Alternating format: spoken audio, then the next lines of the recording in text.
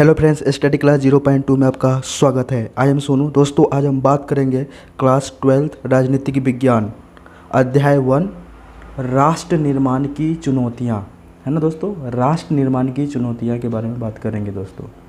तो इसमें दोस्तों पूरे चैप्टर को हम रीड नहीं करेंगे, जो भी इम्पोर्टेंट जो पॉइंट है उसी के बारे में हम बात करेंगे दोस्तों। तो राष्ट्र माने क्या होता है? देश निर्माण की चुनौतियाँ माने बहुत सारी जो समस्या है, नए राष्ट्र की चुनौतियाँ, जो नए जो देश है ना, उसकी चुनौतियाँ। सन 1947 है ना, और 14-15 अगस्त की मध्य रात्रि को हिंदुस्तान आज़ाद हुआ। तो 14 अगस्त को पाकिस्तान को आज़ादी मिली, 15 अगस्त 1947 को भारत को आज़ादी मिली। तो सन 1947 के 14-15 अगस्त की मध्य रात्रि को हिंदुस्तान क्या हुआ? आज़ाद हुआ। स्वतंत्र भारत के प्रथम प्रधानमंत्री, है ना, स्वतंत्र भारत के जो प्रथम प्रधानमंत्री जवाहरलाल नेहरू ने इस रात संविधान सभा के एक विशेष सत्र को संबोधित किया गया था, और उनका यह प्रसिद्ध भाषण भाग्यवधु से चिर प्रतीक्षित भेंट या ट्रिस्ट बिड डेस्टिनी के नाम से जाना गया। दोस्तों, ये सवाल पेपर की दृष्टि से बहुत ही इम्पोर्टेंट है दोस्तों। स्वतंत्र भारत के प्रथम प्रधानमंत्री जवाहरलाल नेहरू ने इस रात संविधान सभा के एक विशेष सत्र को संबोधित किया था, और उनका यह प्रसिद्ध भाषण भाग्यवधु से चिर प्रतीक्षित भेंट या ट्रिस्ट बिड डेस्टिनी के नाम से जाना गया दोस्तों। उसके बाद क्या रखा है दोस्तों? बहरहाल दो बातों पर सबकी सहमति बनी, है ना। तो बहरहाल दो बातों पर सबकी सहमति बनी। पहली बात यह कि आज़ादी के बाद देश का शासन लोकतांत्रिक होगा। जब देश आज़ाद होगा तो शासन कैसी व्यवस्था होगी? लोकतांत्रिक होगी। लोकतांत्रिक का मतलब क्या होता है दोस्तों? जनता के द्वारा चुना हुआ प्रतिनिधि, और सरकार के जरिए चलाया जाएगा, है ना। जनता के द्वारा चुना हुआ प्रतिनिधि हो गए, और सरकार के जरिए सरकार को चलाया जाएगा। दूसरी यह कि सरकार, है ना, सरकार सबके भले के लिए काम करेगी। जो सरकार होगी वो सबके भले के लिए काम करेगी दोस्तों। तो दोस्तों, ये टॉपिक में से आपको दो सवाल बहुत ही इंपॉर्टेंट है। एक तो ये पूछा जाएगा भाग्यवधु से चिर प्रतीक्षित भेंट से क्या अभिप्राय है, या इसी वर्ड को दूसरा नाम दे रखा है ट्रिस्ट बिड डेस्टिनी के नाम से। तो दोनों का मतलब एक ही होता है दोस्तों, और दोनों का आंसर सेम है। स्वतंत्र भारत के प्रथम प्रधानमंत्री जवाहरलाल नेहरू ने इस रात संविधान सभा के एक विशेष सत्र को संबोधित किया, और उनका यह प्रसिद्ध भाषण भाग्यवधु से चिर प्रतीक्षित भेंट या ट्रिस्ट बिड डेस्टिनी के नाम से जाना गया। बहरहाल दो बातों पर सबकी सहमति थी। तो किन दो बातों पर सबकी सहमति? पहली बात यह है कि आज़ादी के बाद देश का शासन कैसा होना चाहिए? लोकतांत्रिक होना चाहिए, और सरकार के जरिए चलाया जाएगा। दूसरी यह कि सरकार सबके लिए भले की काम करेगी दोस्तों। तो सरकार कैसी होगी? सबके भले के लिए काम करेगी। उसके बाद दे रखा है दोस्तों, आगे हम बात करेंगे, इस पूरे डिटेल से नहीं पढ़ेंगे, जो जो आपका इम्पोर्टेंट जो पॉइंट होंगे उन्हीं को टच करेंगे, और उसी के बेस पे आपका पेपर बनाया जाएगा दोस्तों। 3 चुनौतियाँ। तो दोस्तों, राष्ट्र निर्माण की 3 चुनौतियाँ था। 3 चुनौतियाँ क्या है दोस्तों? मुख्य तौर पर भारत के सामने 3 तरह की चुनौतियाँ थी। पहली और तत्कालिक चुनौतियाँ। तो ये चुनौती जो पहला था वो तत्कालिक चुनौती, एकता के सूत्र में बढ़े, और एक ऐसे भारत को गढ़ने की थी जिसमें भारतीय समाज की सारी विविधताओं के लिए जगह हो, है ना। तो मुख्य तौर पर भारत के सामने 3 तरह की चुनौतियाँ थी। पहली और तत्कालिक चुनौतियाँ एकता के सूत्र में बंधे, और एक ऐसे भारत को गढ़ने की थी जिसमें भारतीय समाज की सारी विविधताओं के लिए जगह हो। भारत अपने आकार और विविधता में किसी महादेश के बराबर था, है ना। यहाँ अलग अलग क्या बोलने वाले लोग थे, अलग अलग भाषा बोलने जाते हैं, और उनकी संस्कृति अलग थी, और वे अलग अलग धर्मों के क्या थे? अनुयायी थे। उसे वक्त आमतौर पर यही माना जा रहा था कि इतनी विविधता से भरा कोई देश ज़्यादा दिनों तक एकजुट नहीं रह सकता। देश के विभाजन के साथ लोगों के मन में समाई यह शंका एक तरह से सच साबित हुई थी। भारत के भविष्य को लेकर के गंभीर, है ना, खड़े थे। क्या भारत एक रह पाएगा? तो यही है जो पहली चुनौती में आपका क्या दे रखा है दोस्तों? पहली चुनौती है ये कि पहला और तत्कालीन चुनौती क्या था? एकता के सूत्र में बंधे, और एक ऐसे भारत को गढ़ने की थी जिसमें भारत में देखते हो दोस्तों अलग अलग बोली, है ना, बोलने वाले लोग हैं, अलग संस्कृति है, अलग अलग धर्म के लोग रहते हैं। फिर भी हमारा देश क्या है, एक है। तो प्रश्न आपका कैसे पूछा जाता है कि राष्ट्र निर्माण की 3 चुनौतियों के बारे में बताइए विस्तार से। तो पहली चुनौती थी क्या, एकता के सूत्र में बंधे। दूसरा क्या था कि चुनौती लोकतांत्रिक, है ना, लोकतंत्र को कायम करने की थी। दूसरी चुनौती क्या दे रखा है दोस्तों कि लोकतंत्र को कायम करने की थी, है ना। आप भारतीय संविधान के बारे में पहले ही पढ़ चुके हैं और आप जानते हैं कि संविधान में मौलिक अधिकारों की गारंटी दी गई है। आपको 6 मौलिक अधिकार है, जैसे स्वतंत्रता का, समानता का, शोषण के विरुद्ध अधिकार, धार्मिक स्वतंत्रता का, सांस्कृतिक एवं शैक्षणिक अधिकार, है ना, संवैधानिक उपचारों का अधिकार, और नागरिकों को मतदान का अधिकार है ना, लोगों को क्या है, मत देने का अधिकार है, जैसे 1 मैन 1 वोट और 1 वैल्यू का अधिकार है। भारत ने संसदीय शासन पर आधारित है। भारत की प्रणाली क्या है, संसदीय है, जिसमें आपका राष्ट्रपति भी होता है, लोकसभा भी होता है और राज्यसभा भी होता है, और प्रतिनिधित्व मूलक लोकतंत्र को अपनाया गया है। तो दूसरे पॉइंट में आप ये मेंशन कर सकते हो कि संविधान में मौलिक अधिकारों की गारंटी दी गई है, नागरिकों को मतदान का अधिकार दिया गया है, भारत ने संसदीय शासन पर आधारित है, प्रतिनिधित्व मूलक लोकतंत्र को क्या गया है, अपनाया गया है दोस्तों। तो ये आपका दूसरा पॉइंट दे रखा है। तीसरा पॉइंट हम आगे बात करते हैं। तीसरी चुनौतियाँ क्या थे दोस्तों, ऐसे विकास जिसमें समूचे समाज का भला हो। ऐसा विकास होना चाहिए जिसमें सारे समाज को क्या हो, भला हो। कुछ ऐसे तबकों का, इस मोर्चे पर संविधान में यह बात साफ कर दी गई थी कि सबके साथ समानता का बर्ताव किया जाए, है ना। सबके साथ क्या है कि समानता का बर्ताव किया जाए, और सामाजिक रूप से वंचित तबकों तथा धार्मिक सांस्कृतिक अल्पसंख्यक समुदाय को विशेष सुरक्षा दी जाए। संविधान ने राज्य के नीति निर्देशक सिद्धांतों के अंतर्गत लोक कल्याण के उन लक्ष्यों को भी स्पष्ट कर दिया था। तो तीसरी चुनौती क्या याद रखा है कि ऐसे विकास जो समूचे समाज का क्या हो, जो पूरे समाज का क्या हो, भला हो, न कि कुछ एक तबके का, है ना। सारे समाज में जितने भी जो लोग रहने वाले सबकी भला हो। और संविधान में यह बात साफ कर दी गई थी कि सबके साथ समानता का बर्ताव करे, है ना, असमानता का बर्ताव ना करे, समानता का बर्ताव करे। और सामाजिक रूप से वंचित तबकों तथा धार्मिक सांस्कृतिक अल्पसंख्यक, अल्प माने जिसकी संख्या कम हो, है ना, समुदाय को विशेष सुरक्षा दी जाए। संविधान ने राज्य के नीति निर्देशक सिद्धांत, जो आपने 11वीं क्लास में पढ़ा था कि राज्य के नीति निर्देशक सिद्धांत जो राज्यों का काम होता है, के अंतर्गत लोक कल्याण मान लोगों की कल्याण हो, उनके लक्ष्यों को भी स्पष्ट कर दिया गया है। तो राष्ट्र निर्माण की 3 चुनौती दोस्तों आपका पेपर के दृष्टि से बहुत ही इम्पोर्टेंट क्वेश्चन है दोस्तों। आप पक्का इस क्वेश्चन को प्रिपरेशन कर लेना पेपर के लिए। उसके बाद रखा है दोस्तों, आगे हम बात करते हैं आज़ादी के तुरंत बाद राष्ट्र निर्माण की चुनौती सबसे प्रमुख थी, है ना। जब भारत को आज़ादी मिल चुका था तो राष्ट्र निर्माण की जो चुनौती था सबसे अहम मुद्दा था। ठीक है दोस्तों, इस अध्याय में हम इन चुनौतियों को पर ध्यान केंद्रित करेंगे, है ना।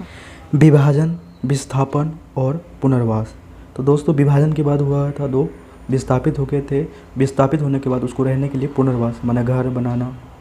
14-15 अगस्त 1947 को एक नहीं बल्कि 2 राष्ट्र माना 2 देश भारत और पाकिस्तान अस्तित्व में आए, है ना।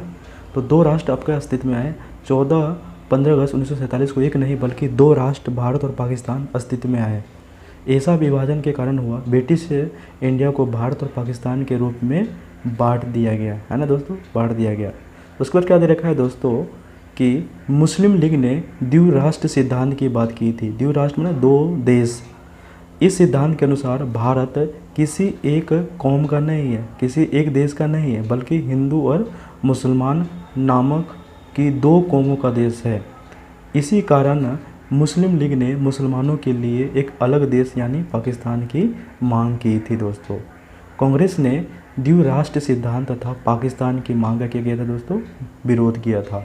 तो मुस्लिम लीग ने द्विराष्ट्र सिद्धांत की बात की थी और इस सिद्धांत के अनुसार भारत किसी एक कौम का नहीं है बल्कि हिंदू और मुसलमान नामक की 2 कौम का देश था। इसी कारण मुस्लिम लीग ने मुसलमानों के लिए एक अलग देश यानी पाकिस्तान की मांग की। इसे द्विराष्ट्र सिद्धांत तथा पाकिस्तान की मांग का विरोध किया था दोस्तों। तो दोस्तों हमारा देश 14 अगस्त को पाकिस्तान और 15 अगस्त को भारत को आज़ादी मिली थी। उसी दिन 2 राष्ट्र बना था, एक भारत से अलग होकर के एक पाकिस्तान बना था, एक भारत बना था, है ना दोस्तों। उसके बाद दे रखा है दोस्तों, जब विभाजन हुआ था तो बहुत सारी समस्या आ गया था, उसके बारे में हम बात करेंगे। विभाजन के समय क्या दे रखा है दोस्तों, उसके हम समझते हैं। विभाजन की प्रक्रिया, फैसला हुआ कि अब जिस भू माने क्या होता है, भूमि को इंडिया के नाम से जाना जाता था, उसे भारत और पाकिस्तान नामक दो देशों में बांट दिया गया। तो जो भूभाग इंडिया के नाम से जाना जाता था, उसे भारत और पाकिस्तान नामक दो देशों के बीच बांट दिया जाएगा।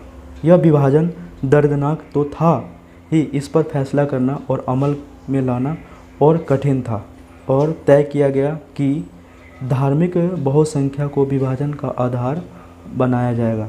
और इसके मायने यह थे कि जिन इलाकों में मुसलमान बहुसंख्यक का मतलब होता है मुसलमानों की संख्या ज़्यादा, वे इलाके पाकिस्तान के भूभाग होंगे और शेष हिस्से भारत कहलाएंगे। तो क्या दे रखा है कि भूभाग को इंडिया के नाम से जाना जाता था, उसे भारत और पाकिस्तान नामक के दो देशों के बीच बांट दिया गया। यह विभाजन बहुत ही दर्दनाक था, लोगों को अपने ही घर में विदेश बनना पड़ा, और इस फैसला का करना और अमल में लाना कठिन था, और धार्मिक बहुसंख्यक को विभाजन का आधार बनाया गया। और इस मायने में यह थे कि जिन इलाकों में मुसलमान बहुसंख्यक थे, वे इलाके पाकिस्तान के भूभाग होंगे और शेष हिस्से भारत कहलाएंगे, है ना दोस्तों। उसके बाद आपका दे रखा है दोस्तों, वो हम बात करते हैं। पहली बात तो यह थी कि ब्रिटिश इंडिया में कोई भी ऐसा, है ना, पहली बात तो यह थी कि ब्रिटिश इंडिया में कोई एक भी इलाका ऐसा नहीं था जहां मुसलमान बहुसंख्यक हो। ऐसे दो इलाके थे जहां मुसलमान की आबादी ज़्यादा थी। एक इलाका पश्चिम में था, दूसरा इलाका पूर्व में, है ना। तो पहला इलाका क्या था, पश्चिम में, दूसरा इलाका पूर्व में। ऐसा कोई ना तरीका ना था कि इन दोनों इलाकों को जोड़ करके एक जगह कर दिया जाए। पाकिस्तान में दो इलाके शामिल होंगे, यानी पश्चिमी पाकिस्तान और पूर्वी पाकिस्तान, तथा इनके बीच में भारतीय भूभाग का एक बड़ा विस्तार रहेगा। दूसरी बात यह थी कि मुस्लिम बहुल हर इलाका पाकिस्तान में जाने को राज़ी हो, और ऐसा भी नहीं था कि खान अब्दुल गफ्फार खान पश्चिमोत्तर सीमांत प्रांत के निर्विवाद नेता, उनकी प्रसिद्धि सीमांत गांधी। तो सीमांत गांधी के नाम से प्रश्न आपका पूछता है कि पेपर में कि सीमांत गांधी के नाम से किसे जाना जाता है, तो खान अब्दुल गफ्फार खान को सीमांत गांधी के नाम से जाना जाता है दोस्तों ये आपका इम्पोर्टेंट क्वेश्चन है। और वे द्विराष्ट्र सिद्धांत के एकदम खिलाफ थे, है ना। क्या थे दोस्तों कि वे द्विराष्ट्र सिद्धांत के क्या थे दोस्तों, खिलाफ थे। उसके बाद दे रखा है आपका दोस्तों, अगली बार हम बात करते हैं क्या पॉइंट है आपका, तीसरी समस्या क्या थी। दूसरी समस्या हमने बात कर लिया, है ना। तीसरी समस्या क्या थी, ब्रिटिश इंडिया के मुस्लिम बहुल प्रांत जब और बंगाल में अनेक हिस्से बहुसंख्यक थे, क्योंकि पूर्वी पाकिस्तान उधर ही था, तो बंगाल में अनेक हिस्से बहुसंख्यक थे, गैर मुसलमान आबादी वाले थे। माने गैर मुसलमान आबादी वाले का मतलब था हिंदू लोग। इसमें क्या दे रखा है, और ऐसे में फैसला हुआ कि इन दोनों प्रांतों में बंटवारा धार्मिक, है ना, धार्मिक बहुसंख्या के आधार पर होगा, है ना दोस्तों, धार्मिक बहुसंख्या के आधार पर होगा।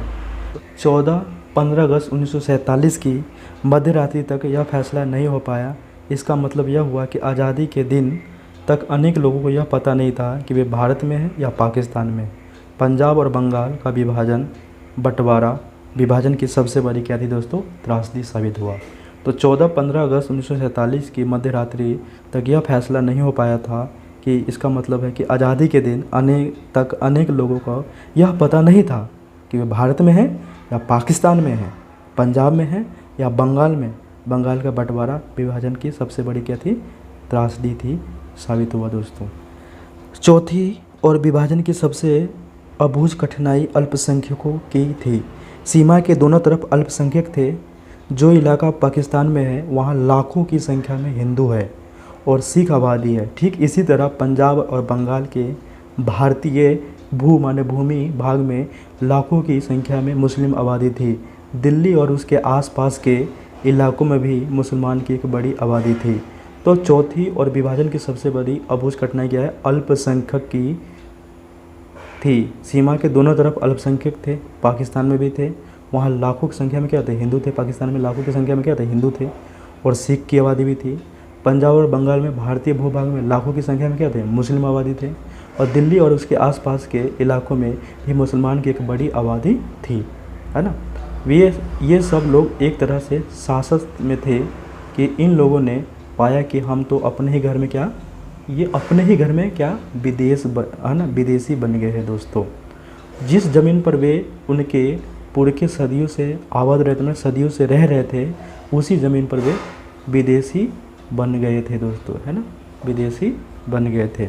उसके बाद क्या देखा दोस्तों, विभाजन के परिणाम। विभाजन के परिणाम सन 1947 में बड़े पैमाने पर एक जगह की आबादी दूसरी जगह जाने को मजबूर हुई थी और आबादी के यह स्थानांतरण आकस्मिक, अनियोजित और त्रासदी से बढ़ा था, है ना। तो सन 1947 में बड़े पैमाने पर एक जगह की आबादी दूसरी जगह जाने को मजबूर हुई थी और आबादी का यह स्थानांतरण आकस्मिक माने अचानक, अनियोजित, है ना, और त्रासदी से माने दुखों से भरा था दोस्तों। विभाजन के परिणाम दोस्तों ये क्वेश्चन बहुत ही इम्पोर्टेंट है पेपर की दृष्टि से, कि लोगों ने दूसरे समुदाय के लोगों को बेरहमी से मारा। लाहौर, अमृतसर और कलकत्ता जैसे शहर सांप्रदायिक अखाड़े में तब्दील हो गए। जिन इलाकों में ज़्यादातर हिंदू अथवा सिख आबादी थी, उन इलाकों में मुसलमानों ने जाना छोड़ दिया था। जिन इलाकों में हिंदू और सिख की संख्या ज़्यादा था, तो वहाँ पे लोग मुसलमान लोग नहीं जानते थे। और ठीक इसी तरह मुस्लिम बहुल आबादी, जहाँ पे मुसलमानों की संख्या ज़्यादा था, वहाँ पे हिंदू और सिख भी नहीं गुजरते थे उस रास्ते से। अगला पॉइंट क्या देखा है दोस्तों आपका, लोग अपना घर बार छोड़ने के लिए मजबूर हुए। वे सीमा के एक तरफ से दूसरी तरफ गए और इस क्रम में लोगों को बड़ी से बड़ी विपत्ति का सामना करना पड़ा। तो लोग अपना घर बार भी छोड़ने लगे, मजबूर हो गए थे। वे सीमा से एक तरफ से दूसरी तरफ, और इस क्रम में लोगों को बड़ी से बड़ी विपत्ति का सामना करना पड़ा। दोनों ही तरफ के अल्पसंख्यक अपने घरों से भाग खड़े हुए और अक्सर अस्थायी तौर पे उन्हें शरणार्थी शिविर में पनाह लेनी पड़ी। अपने घर को छोड़ करके शरणार्थी, है ना, सरकार के द्वारा जो भी बनाया गया था, या शरणार्थी माने होता है जो शिविर टाइप में होता है, उनमें पनाह लेनी पड़ी। कल तक जो लोग का अपना वतन था, अपना देश था, वही ही पुलिस अथवा स्थानीय प्रशासन अब इन लोगों के साथ रुखाई का बर्ताव कर रहे, मारपीट का बर्ताव कर रहा था। लोगों को सीमा के दूसरी तरफ जाना पड़ा और ऐसा उन्हें हर हाल में करना था। अक्सर लोगों ने पैदल चल करके यह दूरी तय की।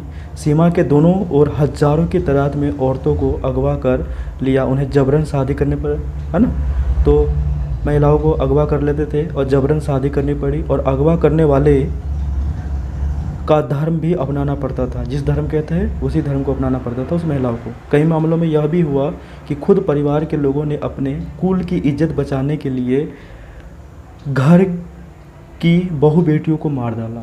ऐसा सिस्टम हो गया था दोस्तों कि घर के बहू बेटियों को खुद ही लोग मार रहे थे, है ना। बहुत से बच्चे अपने माँ बाप से बिछड़ गए। जो लोग सीमा पार करने में किसी तरह सफल रहे, उन्होंने पाया कि अब वे बेठिकाना हो गए। इन लाखों शरणार्थियों के लिए देश की आज़ादी का मतलब था कि महीनों और कभी कभी सालों तक किसी शरणार्थी शिविर में जिंदगी काटना था। तो ऐसी स्थिति हो गया था, बहुत ही भयंकर स्थिति हो गया था दोस्तों। आगे हम बात करते हैं, क्या दे रखा है दोस्तों, भारतीय और फिल्म, है ना, भारत और पाकिस्तान के लेखक, कवि तथा फिल्म निर्माता ने अपने उपन्यास, लघुकथा, कविता और फिल्मों में इस मार काट की नृशंसता, है ना, का जिक्र किया। विस्थापन और हिंसा से पैदा दुखों को अभिव्यक्ति दी है। तो भारत और पाकिस्तान के लेखक, कवि तथा फिल्म निर्माताओं ने अपने उपन्यास, लघुकथा, कविता और फिल्म में इस मार काट का नृशंसता का जिक्र किया है। विस्थापन और हिंसा से पैदा दुखों को भी किया गया दोस्तों, अभिव्यक्त किया है।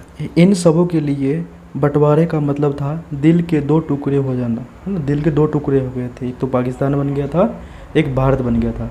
विभाजन में सिर्फ संपदा, देनदारी और, तो इन सब के लिए बंटवारे का मतलब था दिल के दो टुकड़े हो जाना। विभाजन में सिर्फ संपदा माने संपत्ति, देनदारी, हर चीज़ का बंटवारा किया गया था दोस्तों।